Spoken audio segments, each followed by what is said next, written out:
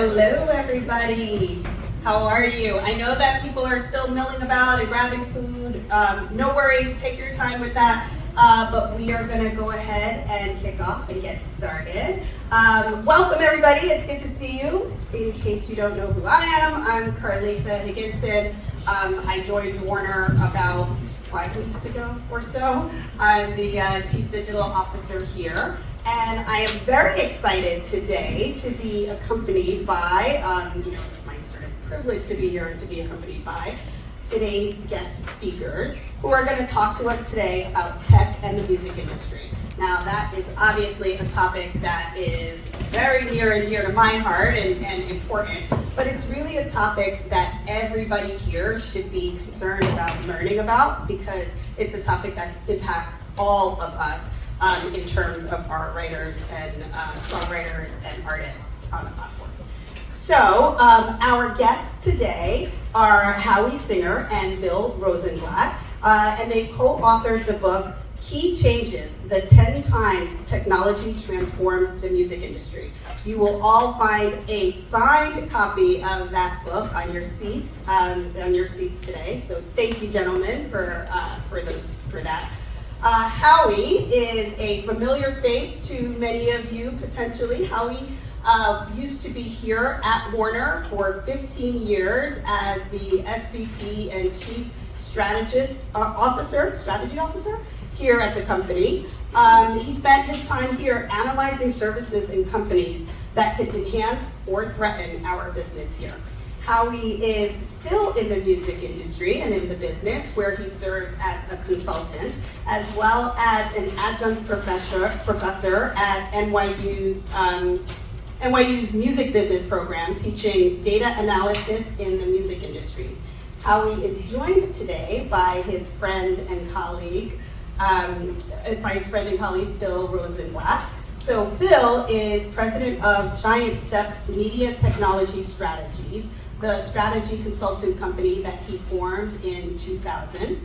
So his area of expertise is in technology, data, and intellectual property issues in the music industry.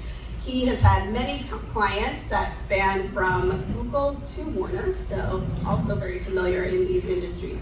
So Bill, like Howie, is also an adjunct professor at NYU, where he also teaches the data analysis course in the music industry and the music business program. Whereas Bill is teaching the undergrads and Howie is teaching the graduate students, but everybody's required to take both of those courses, which is very exciting. So the two are here today to talk to us about technologies that have disrupted the music industry as they've explored in their book. This book focuses on lessons learned from historical developments over more than a century in the music industry. And this is going to really help us to predict how the latest disruptive technologies are going to influence and shake up our music business. There is certainly no day that goes by for me right now where I'm not talking about AI. So as we think about disruptive technologies, this could be no more timely and no more important of a topic for all of us. So with that, enough from me, more from them. Howie and Bill, thank you so much for being here, and I will turn it over to you. Thank you, Carlita, for that nice introduction. It's great to be back, and it's great to be talking about this. I tell people the day that we locked down for COVID is the day that I started writing, and I always thought there was a book in the things that we have been living through at Warner Music. I joined Warner Music in 2002, so pre-iTunes. I think maybe 2 weeks after Paul Sinclair is when I joined Warner Music. So we knew each other way back then. And I always thought there was a book in all of that, in terms of what the industry was going through, in terms of Napster and iTunes and streaming. But then a lot of books got written about that, and I was still working here. There were books about the MP3 and how the industry had an appetite for self-destruction, which is one of the names of one of those books. And the thing that I started to think about is that this really wasn't just one story about disruption, it's a history of disruption. The music industry goes through this time after time, and Fortunately, Amazon and online libraries were available during COVID, so I could do the research to go all the way back to the phonograph and the invention of the phonograph. And we'll talk about those things. And all of these lessons, when you put them together, give us some useful things that we can think about when we get to AI. When I wrote the first couple of chapters, I wasn't sure there was a book there, and I sent it to 2 people. One of them was Bill. Yeah, and so hello everyone. Thanks for having us here. It's certainly great to be here. Thanks Carlita for the great introduction. Howie and I have known each other for about 20 years, and I've done some projects with him while he was here at Warner. And one of the things that Howie has known about me is that I've written other books and I've worked in the book publishing industry in addition to the music industry. And so he contacted me during that lockdown summer and said, I have this book idea. He explained his idea, which we're going to talk about Ad nauseum. the framework for the book and so on. And like many people during that time, I was also thinking about a book idea, but his idea was way more interesting than any of the stuff that I was thinking about. And so his original idea was to write a textbook for a class, and that would be the purpose. What he really wanted to do was teach a class and then have a textbook for it. And so having worked in that industry and having written books, I had 3 reactions. Number 1, Howie, nobody writes textbooks anymore. It's a dead business. The only people who write textbooks are tenured faculty who wanted to be part of their legacy or what have you. Number 2, this would be a great trade book. And by trade book, we mean a book that you buy in a bookstore like a Barnes & Noble, as opposed to just an academic book or a medical treatise or whatever. Number 3, I said, would you like any help? And he said yes, and where we ended up, we're partners in this book, and being from the industry, I found an agent who found a publisher, and then we were off and running. And the book was published in, depending on how you define it, early to mid-September. We could have the next slide. So one of the questions is, well, what are these 10 transformations? And it's really organized around the formats that made a difference to the mass market and to consumers. So pictorially speaking, we've got the phonograph, we've got radio, we've got vinyl, and we'll talk about the distinction between those. We've got tape, we've got MTV, which although it was not a physical format, certainly transformed the industry. We've got the CD, that's one of the first CD players, that big box. It's not the Discman we all might recognize. The iPod, we certainly know. We've got a smartphone with Spotify. We've got the short form social video platforms like TikTok and YouTube.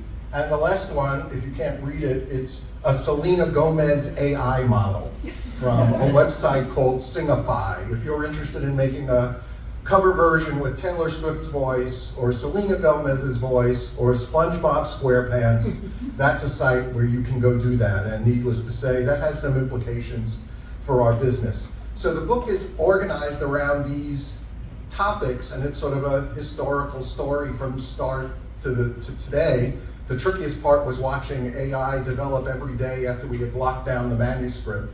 How do you keep a physical book written on dead trees up to date when the industry is moving so fast?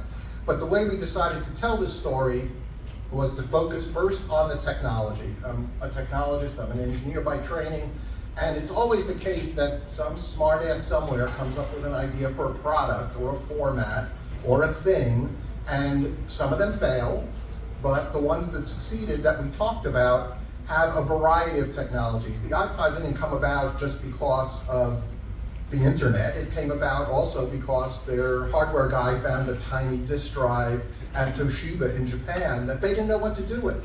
They didn't know what to do with that drive. And he said, I know what to do with it. And he called Steve Jobs and had him write a check for millions of dollars to take the whole inventory of tiny drives. And that became the heart of the iPod. So it's always a group of technologies that sort of coalesce to make this new product. And once it gets adopted by the industry, and sometimes it takes some tweaks. The first streaming services were in the early 2000s, but it took till Spotify in the 2010s for it to become the thing we all carry in our pocket. So it takes some time, but once it becomes the thing, the rest of the industry changes, and we organized every chapter around those changes. And they are, how do artists change what they're doing? So let's go to the next slide. How do Next artists? slide after that. And we'll come back. That one. Oh, there you go. There you go. So these are the 6 C's, as we call them, and every chapter talks about cutting edge technology first, and then it talks about the other 5 C's and how they change, not always in the same order, but there's creators, another word for artists, there's consumers, another word for fans, not the greatest word, but it does start with C, cash, how we make the money, the channel, how the products get to the consumer, and copyright, and how the law and the regulations charge. We've got a lot of lawyers here. So every chapter tells this story with these little icons, and Bill can explain more about that and how the industry in phases has changed revenue-wise. Okay, so let's go to the previous slide, actually. Yeah. So, oh, ow, that was horrible. Okay. So there was a font substitution. Sorry about that. Well, you can get the idea of what it says. So I also have a computer science background like Howie, but I also write for Forbes. And about 5 years ago, I wrote an article in Forbes that, well, it was about sort of the death of downloads as a viable commercial format, and why that happened and so on. And so to show that, what I did was I took RIAA revenue data, which the RIAA has compiled since half a century ago, like literally half a century ago, 1973. Some of you may have seen RIAA revenue charts or numbers, but this one is different in that it is adjusted for inflation. So for example, everyone talks about how CDs were the huge mountain of revenue for the industry, and that's true, but they weren't all that much higher than the 1978 peak, at the peak of the vinyl era, adjusted for inflation. But what you can see when you look through this is that the peaks correspond to the peaks in the popularity or distribution of certain formats of recorded music to the public. So here we've got vinyl and tapes. Here we've got CDs. Here we have streaming. That's downloads. So downloads really didn't do much for the industry. They kind of helped cushion the bottom after the damage done by Napster to industry revenue. But the bigger point is, I wrote this article and I kind of said, we've been in these eras of recorded music.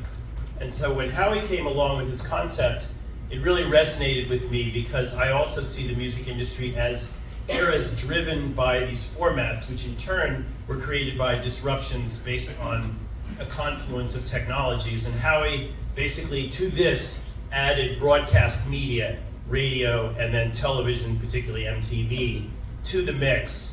And we certainly get into how broadcast media disrupted the music industry as well. So let's, there's the most cliched comment about history is those who don't learn from history are condemned to repeat it. We actually don't use that quote in the book. We use the one that Steve Jobs had, which is, you can never think about the future without figuring out how to connect the dots, and you can only connect the dots from the past.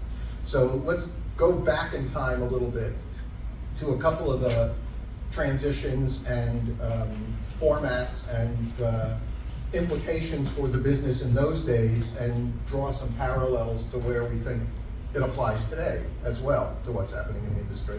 So I'll go all the way back to the phonograph and talk a little bit about how the limits of the technology itself define so much about how recordings happened, what got recorded, who got recorded, all those things. So in some sense, we're still living with the single, right, which was determined by the length of time that one could record on a cylinder originally, right? So you only had so much time. There were classical composers who started to write compositions in short movements so that they could fit 2 or 3 minutes of music onto a cylinder, right? So they actually changed what they were composing to adjust to the limitations of the format. But there were a lot more. When you had the early phonographs, they were not electric, they were acoustic. There were no microphones yet. And so they had to hire belters, Broadway singers, Al Jolson, people like that, who could stand in front of the horn in order to sing. they couldn't put the whole band in front of the horn because only the instruments closest to the horn would the sounds be picked up to cut the disc eventually, or the cylinder. And so when you had a group of musicians that were playing, they actually hired people they called pushers. Now in the music business, pushers might have a different connotation later on, but in those days, pushers were the people that moved the crates on wheels that the musicians sat on. So they would arrange themselves, and now it's time for the trumpet player. Somebody would push the trumpet player to the horn so that they could be heard and recorded by the horn. And then they'd have to move them out of the way and move the singer to the forefront. That's the reason why so many records in the early days were like 2 instruments. And they recorded things like the banjo because it recorded better. Violins were lousy to record. So they invented something called a Stroh violin that had a little horn on it that they would place the horn of that violin near the recording horn. There's a picture of one in the book. They could get a better sound to it.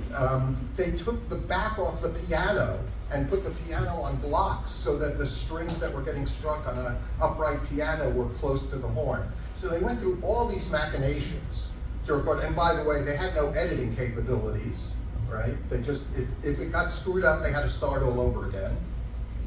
And one time when Louis Armstrong was recording with his jazz combo, his music with the lyrics fell on the floor, and Louis, being a creative sort of guy, started scatting.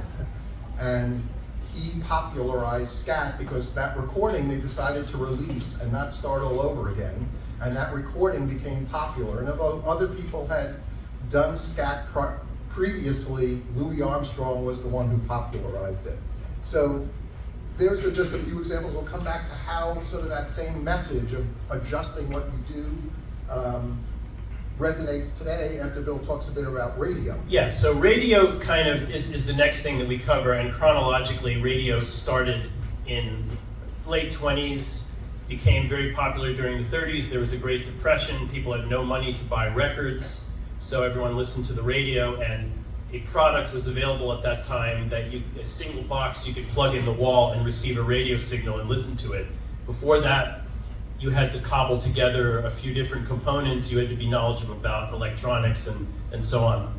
So radio came out, and radio became, at first, mostly a home for live music. The FCC discouraged the playing of recordings on the air because the Musicians Union didn't like it, the music publishers didn't like it, and so on.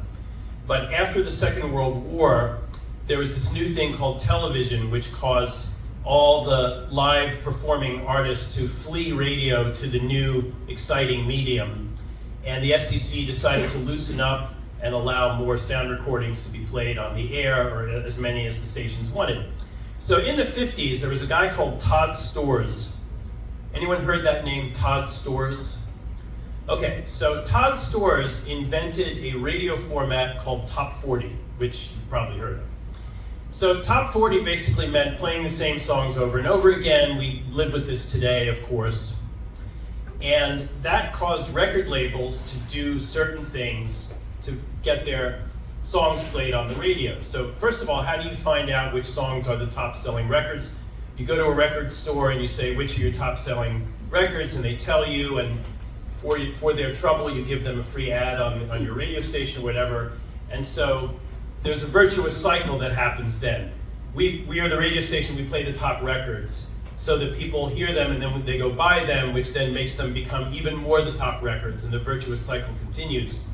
This is how pop stars were created. Now, there were pop stars. Caruso was the big pop star during the previous era. But the whole idea of a big rock star or a big pop star was created by radio, because radio formats were restrictive in what they played. And this, of course, went on through the birth of rock and roll, the popularity of Elvis and R&B artists, James Brown, Ray Charles, you name it. And that's really what caused the whole sort of star maker machinery to come out of the business, was the fact that, and this is kind of hard for young people to grasp today, radio was the only scalable mass way to promote a record. There were newspapers, there were magazines, there were maybe billboards, but radio, particularly with its repetitive formats, was the only way to promote a record. So everything was organized around getting radio airplay. All right, so let's talk a bit about how the limitations of the technology today are changing things in the same way. So let's go to the world of TikTok, which is where we can promote some things today. Excuse me.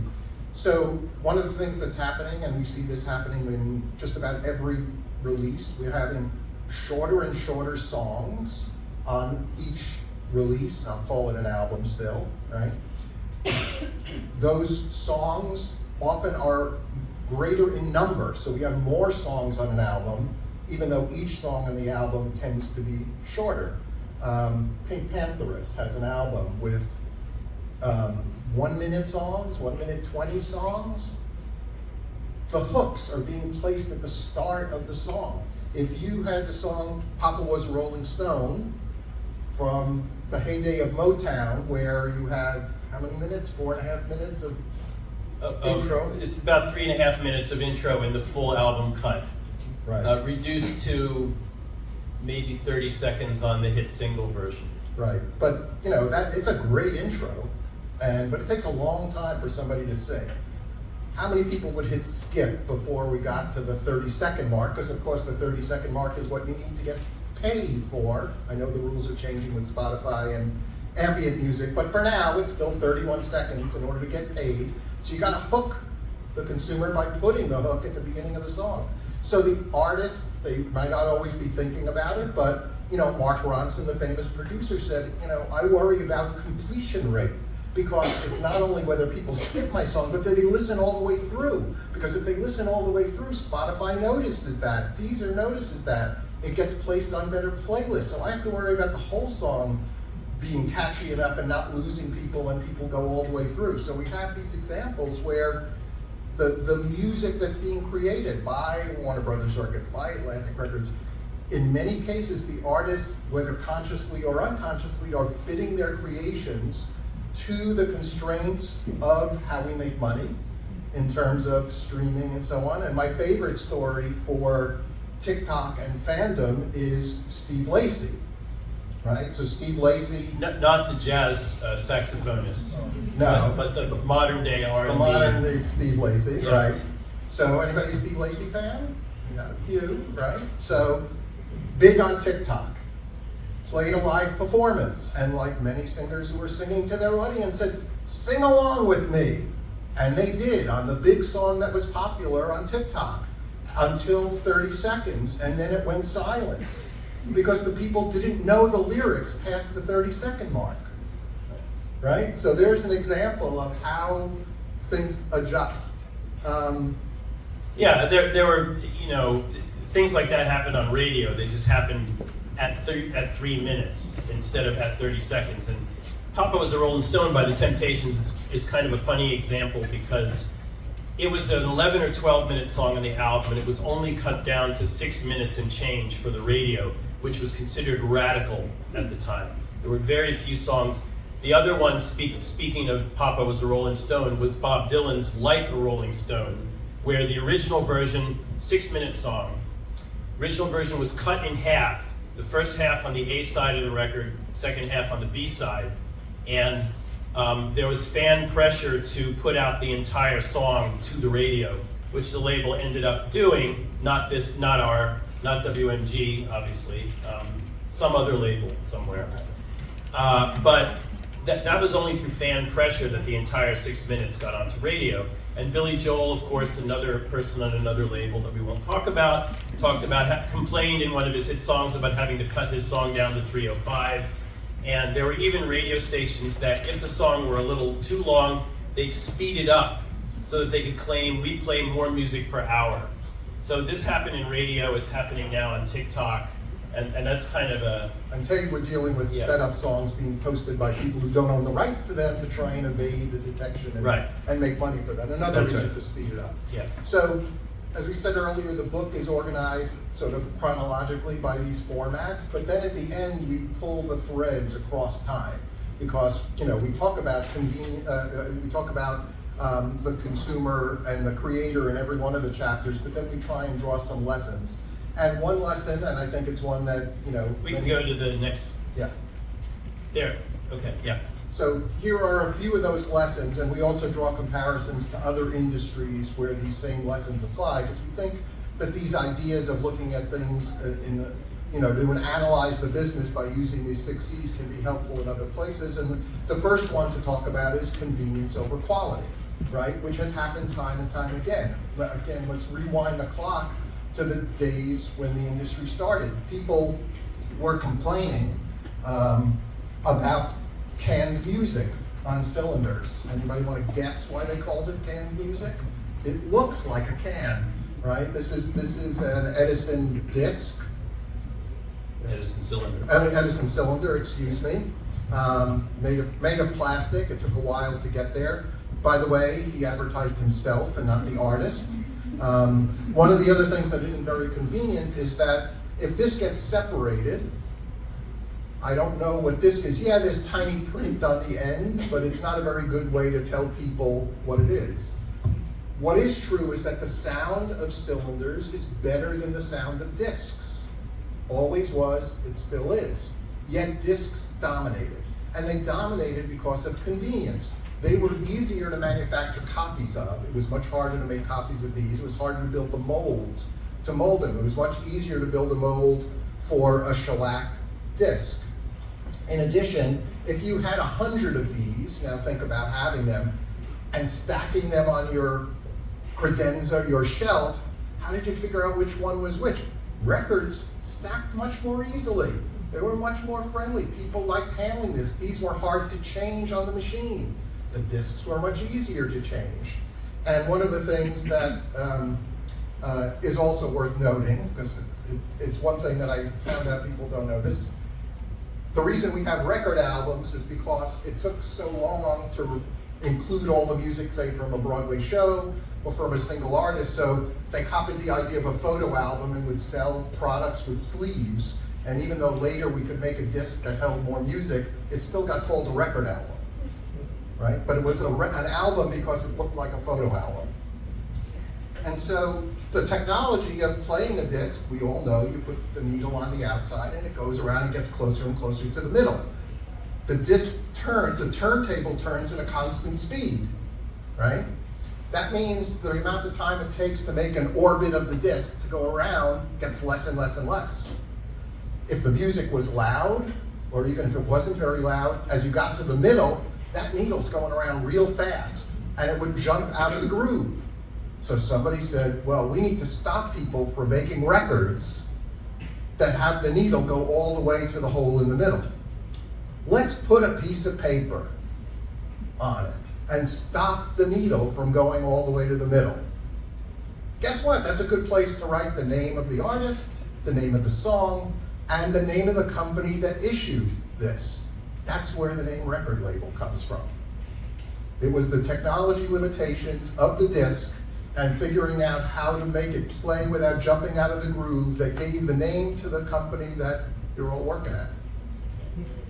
So another example is with tape. The first sort of high fidelity recording method was magnetic tape, which was something that we in the US kind of got from the Nazis as one of the spoils of World War II. And for a while in the 50s and 60s, reel-to-reel tape was a commercial format for distributing music and mostly listened to by classical and jazz aficionados. But someone came up with the idea that you could have a tape format in a cartridge that would enable people to listen to music on demand in cars. So before that, there were some attempts to create record players that in cars. And you can imagine that didn't work very well. But a couple of companies tried it. And then there was a guy whose name was Earl Madman Muntz, who was a car dealer in Southern California. And he had the idea to take this, which is a tape cartridge format called a Fidelipack that was mostly used in radio stations. Someone's holding up a, what is that? Okay. So this is a format that if any of you have done college radio, particularly, or even commercial radio, and you're old enough because they don't use these anymore really, you'll recognize this. So this is a tape format for commercials and jingles and station IDs and public service announcements at radio stations. And so Earl Muntz came up with the idea of using this as a commercial music distribution format in the mid-1960s. And so he bought a zillion blank tapes and sought licenses from record companies to duplicate the records on this format. And this was the first cartridge tape format. Sound quality-wise, not so good sounding, but then if you're in a moving car, you're probably not so concerned with great audiophile sound quality. So then, fast forward a couple years, and there was another guy who came along named Bill Lear, as in Learjet. So he created these private jets, and he wanted some way to listen to music aboard the private jets. And he saw this tape cartridge format as the way to do that. And so he took this and made a variation of it that was different enough so they didn't have to license any of the patents from this format. And he doubled the number of tracks that were available to record on this thing. He made a little taper so you don't have to actually look at it to figure out what end to shove into your car player. And this is the 8-track. So the 8-track had even worse sound quality because it had double the tracks, meaning half the width. And the sound quality of tape is proportional to the area of tape that passes the head. So the wider and the faster, the better the sound quality. So this was a quarter the speed of studio, or an eighth of the speed of studio recordings, and something like an eighth or a quarter of the track width. It really didn't sound very good. Was never very successful as a certainly not for audiophiles, and it was successful in cars and trucks for truckers, for country music and rock and things like that. So then now we go to the early 70s, and the cassette has been around for a while, but it was designed by Philips, by Lou Ottens, a guy named Lou Ottens and Philips, as a pocketable voice recording format for voice memos, for dictation, things like that. But it was so much more convenient than this. It was half the size, it was thinner, you could fast forward and rewind to whatever spot you wanted, as opposed to this where all you had was a button that says go push to go to the next track. And so people used it for music, but the quality was even worse because it went at half the speed of this. So there were a couple of innovations that came out that caused the cassette to have better sound quality. One was chromium dioxide tape formulation, the actual magnetic formulation on the tape, and that was invented at DuPont in Delaware. And the other was Dolby noise reduction, invented by Ray Dolby out in California. And there was a guy named Henry Kloss, who, if any of you out there are audiophiles, hi-fi nuts, you'll recognize that name if you've heard of Advent speakers. So Advent speakers were his main sort of speaker thing that he designed over a period of, over a long time of designing speakers.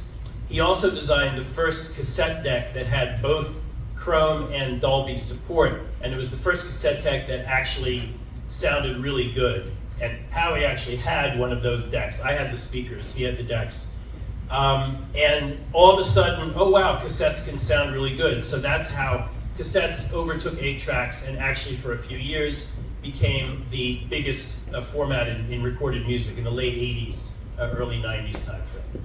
So this was a sequence of events in which convenience trumped out over quality. And so now today, if we have that, yeah. So just this morning, in the last chapter of our book, as Howie was saying, we look at how these threads from the book apply to other industries. And one of the things that we look at for convenience over quality is the coffee business. So in the coffee business, you had the 1970s, you had Starbucks, you had Peet's, you had like good quality coffee instead of, you know, urns and percolators and the industrial sort of battery acid stuff that you had in cafeterias and whatnot. And then you had companies like Loch Halom. How many of you know Loch Halom coffee? Okay, so a lot of you do. It's excellent quality coffee from my hometown of Philadelphia. We are fans of Loch Halom, and one result of us being fans of Loch Halom is I got this email this morning. La Colombe is now available in Keurig K-Cups, which is really the ultimate example of convenience triumphing over quality, because everyone knows that Keurig coffee tastes like... Dishwater. Okay, all right, I was going to say something else, but okay, yes. I censor.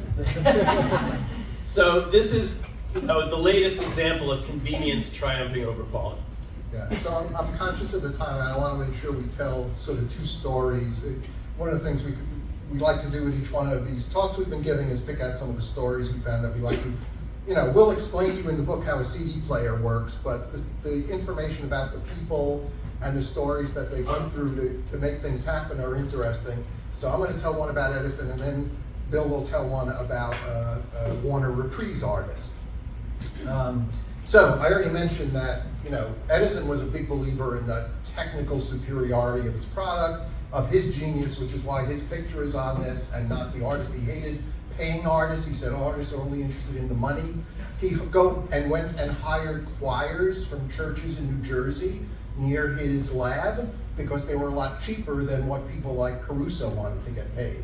So he was very conscious of this, and probably the greatest mistake he ever made from a business perspective is that an artist came to him with an offer for a logo for his product that would really get the message across that the sound of his devices and his recordings was so good. And it was a painting of a dog listening to a record player, right? A cylinder player in this case. We all know it. It's his master's voice. It became the logo for RCA, one of the most popular, perhaps the most popular corporate logo of the 20th century. And Edison said, no, I don't want to pay you to use your picture.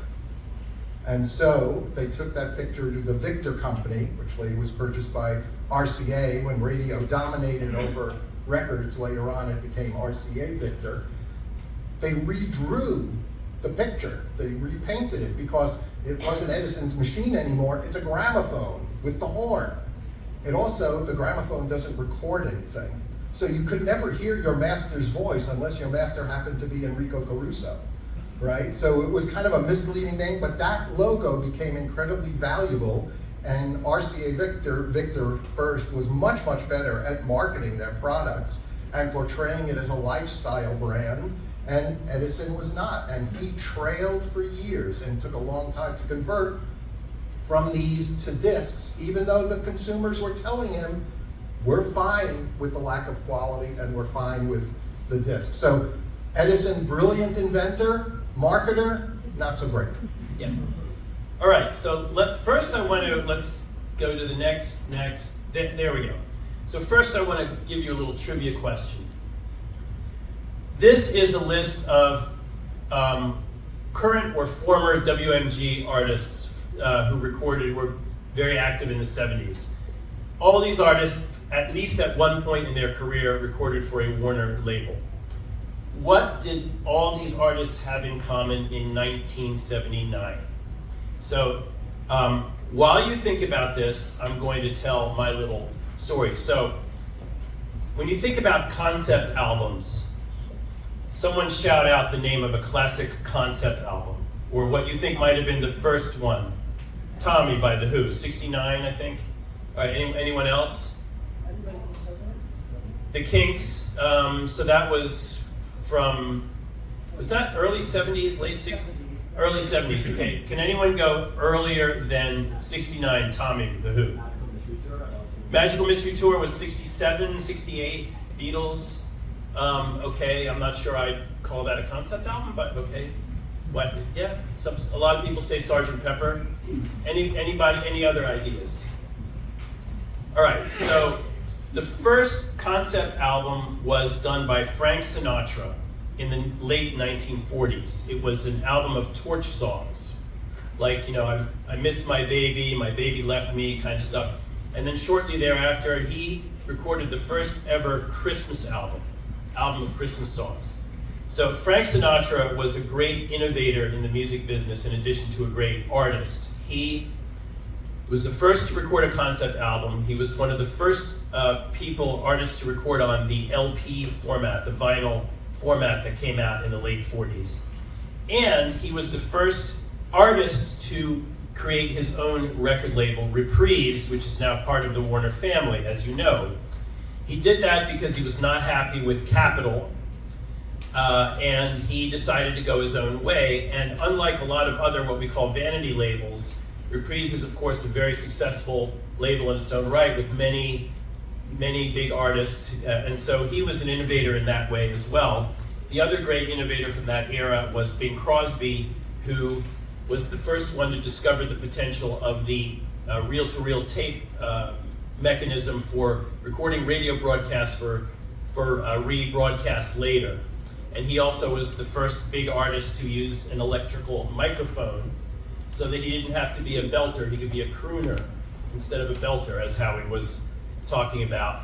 Bing Crosby did all kinds of other things too. All right, so 1979, what did all of these artists have in common in 1979? Does anyone know? Say again? They put out an album? Okay, that is not correct. Anyone else? The correct answer is they did not put out an album. All right, so go to the next slide.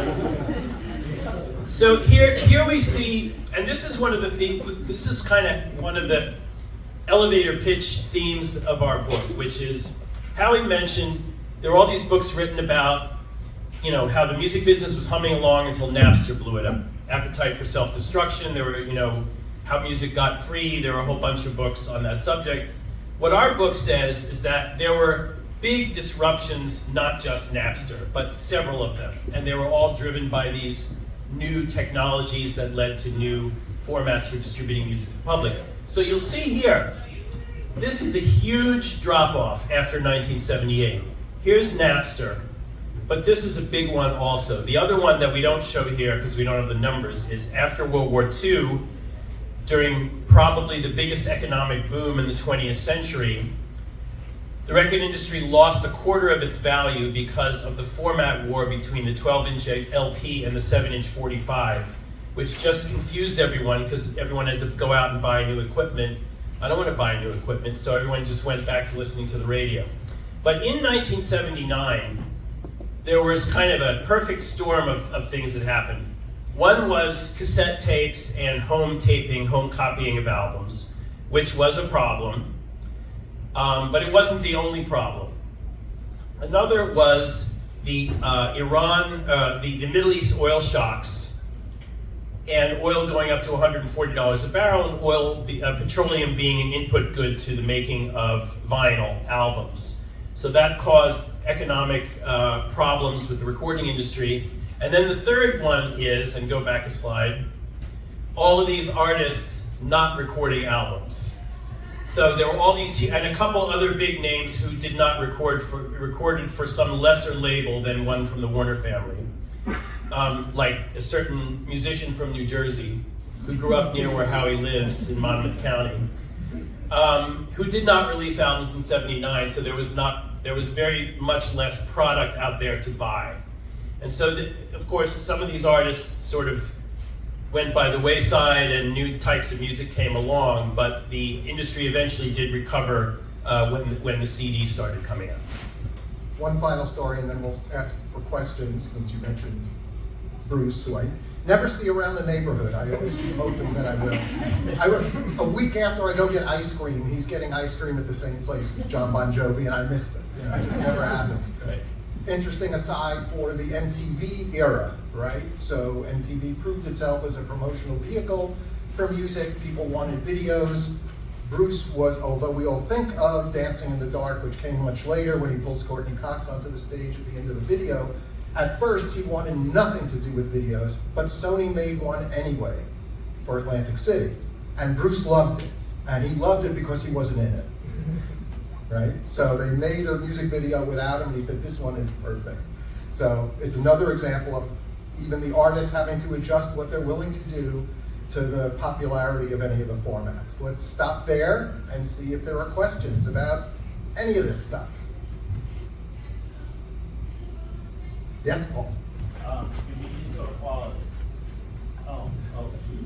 Shoot. Hi, convenience over quality. So we've spent the last 20 years trying to make things sound great, right? We've had many formats that have focused on the quality over convenience. Talk about that. Right, like the entire industry has tried to bring forth higher quality when everything suggests the opposite of that. Well, all those things have tended to be niches, right? Tidal had better quality, they charged more for it. Somewhere in my files that they still exist upstairs, it talks about getting to 10% or 15%. It's always going to be a niche because the majority of people, they're just fine drinking Keurig coffee, right? And it's a lot cheaper than going to Starbucks. So I think the mistake that was made back then is that we didn't focus on it enough, because 10 or 15% of the market paying a higher price is enough margin to support a lot more artists, and that would be good. But to think that everybody's going to pay for higher quality, probably unlikely. How many people pay for the top tier of Netflix? How many people pay for Netflix? Case in point. Yeah, and another way to, and it's interesting that you mentioned 10 or 15%, and I assume that's from analysis that you did on MQA, for example, or, all right, so what's the amount of industry revenue today at which vinyl has leveled off? It's about 10 to 15%, and it's more towards the high end of that, or even more if you count used. Of course, we don't count used because we don't get any money from used, and no one has bothered to measure it until I did a study of it myself and wrote it up in Forbes. You can Google it if you want. But what I found is if you look at used and you look at vinyl sales that aren't reported up through the RIAA, you end up with vinyl revenue per year in the US that is roughly double what the RIAA reports. And that's going to be at least 15% of total industry revenue. So not everyone listens to vinyl at all. In fact, one of the interesting statistics that we saw out of the Luminate end of year study 2022 is that 50% of vinyl buyers in the US do not own turntables, and it's even higher in the UK. Now, some people buy albums to give as gifts, but my daughter's last year college roommate had a bunch of records on the wall as decoration. She also listened to vinyl. So, but a lot of people appreciate vinyl for the sound quality, I being one of them, and 10 to 15% is where we're ending up on that. So that's very consistent with what you found. Other questions? Yeah, in the back. Hey guys, just wanted to get your thoughts on the future of radio in terms of the space of evolving technology with the way people consume music today. And also, do you think CDs will have the renaissance that vinyl is currently experiencing? Well, I can talk about radio. You want to talk about CDs? Or? I was going to say something about radio first and then go back to you. So, we haven't talked much about AI, but if you look at the company Super Hi-Fi, it's an AI technology company that is, in some sense, displacing DJs, right? They're leveling the volumes using artificial intelligence, they're putting interstitials in, they're turning that streaming playlist into what sounds like a quality radio station of the old days, and they're using technology to do it. So maybe that's, part of the hope for the future. One of the things you could do with that is make it much more localized, make it much more personalized, because that's one of the big issues of radio is the playlist of the corporate entity that owns 400 radio stations that doesn't want to pay royalties to artists for playing their music. Yeah, so there is a graph in the book, in the chapter on radio, that kind of captures what's going on with regards to radio's influence on the music industry. And basically there's a study that's done every year called the Jacobs Media Text Survey. Is anyone familiar with that? All right, well, statistically, it's kind of a flawed study in ways that I won't talk about now, but what they have found is they've tracked over the years, they asked radio listeners in their survey, why do you listen to radio? What do you like about radio? And there's a bunch of choices, and none of the top choices are anything to do with the music. They're all about, I like the personalities, I like to listen to the news, weather, traffic, et cetera, and there's what the Jacobs Media people did was they graphed the personalities versus the music factors. And there was a crossover point, I forget exactly when, but I think in the mid-2010s, where the personality factors outweighed or were more popular than the music-related factors. So commercial radio, in my opinion, is a vast wasteland for music. And it is, there's been recent talk about how people who are in A&R and whatnot, or marketing, radio is kind of a later on thing. They'll push something to radio if the TikTok numbers look good or the Spotify numbers look good. And that's kind of the way it works. Now, interestingly, I have been involved in my college's radio station, which is actually a commercially licensed college station, which is kind of unusual. I've been involved ever since I graduated from college, which I won't tell you when that was, but it was a long time ago. And I have to tell you that the level of interest among college undergraduates in being on a radio station has remained shockingly consistent for all that time. So what I think is going to happen, just building on something that Howie said, is that locality and humanness and these quality factors, for lack of a better term, are going to persist. And we're going to get to that 10 or 15% in the world of radio. It is going to continue to taper off in its mass effect on the music industry, but it will remain as sort of a niche thing. So the second question about will CDs have a resurgence? There were some articles written and then they dropped back off again. I don't think they're merch, and vinyl is merch right now, right? And it's easier to make collectibles. It suffers from all the weaknesses it did before of tiny booklets, tiny artwork. You're not going to hang on your wall your CDs. Maybe on your Christmas tree. Maybe on your Christmas tree. Yeah, and so if you look, for example, at Discogs, how many of you know Discogs?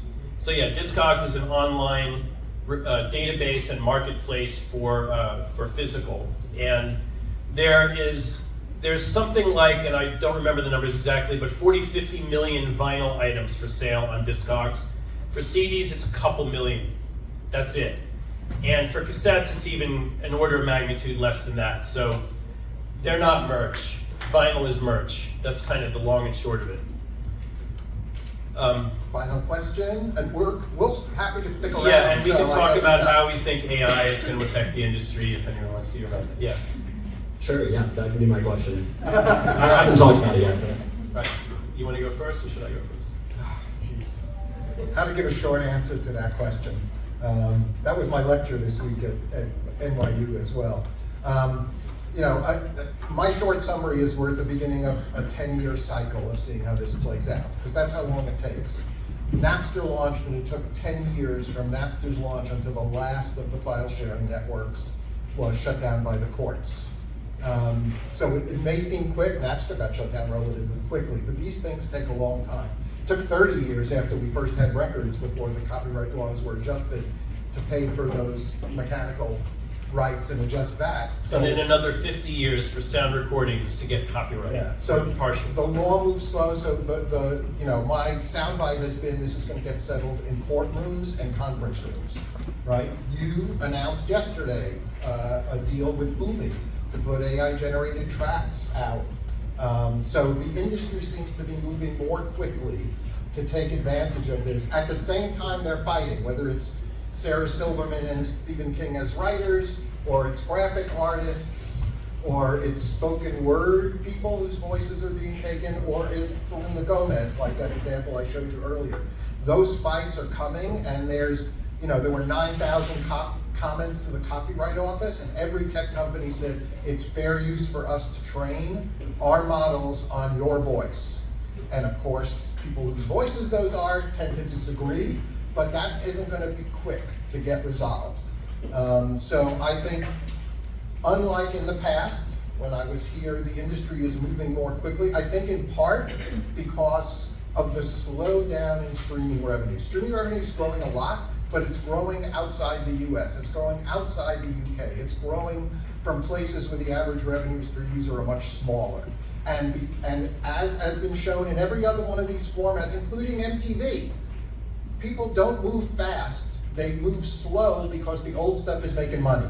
It's the innovator's dilemma. And until you start to suffer, like with Napster, you don't tend to move because the old stuff's making money.